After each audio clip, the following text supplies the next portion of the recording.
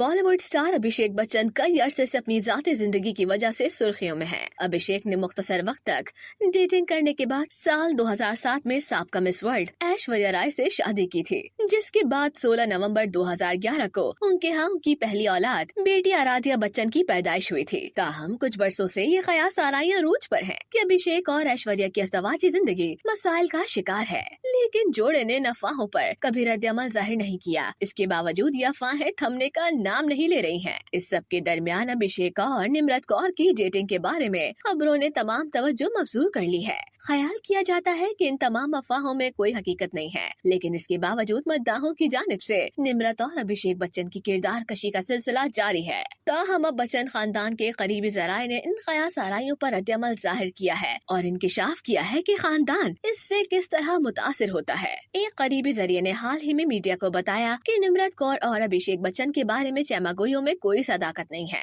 और इन अफवाहों को शरंगेजी, बदनीयती पर मबनी और सरासर बकवास करार दिया गया है। जराये ने मजीद बताया कि उन्हें इस बारे में कोई इल्म नहीं है कि निम्रत कौर सच क्यों नहीं बोल रही हैं। दूसरी जानिब अभिषेक इस बारे में खामोश हैं, क्योंकि वो अपनी जिंदगी में बहुत से मामलात से गुजर रहे हैं और उन्हें मशवरा दिया गया है कि वो खुद को किसी भी किस्म के तनाजे में न उलझाएं। जराये का कहना था कि इन अफवाहों में जरा बराबर भी सच्चाई नहीं है। हमें हैरत है कि खातून निम्रत कौर ने तरदीद क्यों नहीं की, जबकि अभिषेक बच्चन ने खामोशी इख्तियार की हुई है, क्योंकि इस वक्त उनकी जिंदगी में बहुत कुछ हो रहा है, इसलिए उन्हें किसी भी तनाजे से मुकम्मल तौर पर बाहर रहने का मशवरा दिया गया है। इंटरव्यू में मजीद आगे बढ़ते हुए जराये ने बताया कि अभिषेक बच्चन इस किस्म के शख्स नहीं है जो अपनी बीवी को धोखा दे और वो अपनी शादी के दौरान ऐश्वर्या राय के साथ वफादार रहे हैं। जराये ने ये भी कहा कि जो चैमागोइयां चल रही हैं, उनमें कोई सच्चाई नहीं है और इस वक्त भी उनकी अज़दवाजी जिंदगी पहले ही हंगामा खेज उतार चढ़ाव का शिकार है। जराये का कहना था कि अफवाह कहां से और कैसे शुरू हुई, आपको इस बारे में सोचना चाहिए। अभिषेक अपनी बीवी को धोखा देने वालों में से नहीं है। वो शादी के दौरान अपनी बीवी के साथ पूरी तरह वफादार रहे हैं। वो अचानक ऐसा मोड़ क्यों लेंगे जब उनकी शादी पहले ही हंगामा खेज मुश्किलात का शिकार हो। इंटरव्यू के इख्तितामी हिस्से में जराये ने बताया कि बच्चन खानदान इस जहरीले माहौल से बेहद नाराज है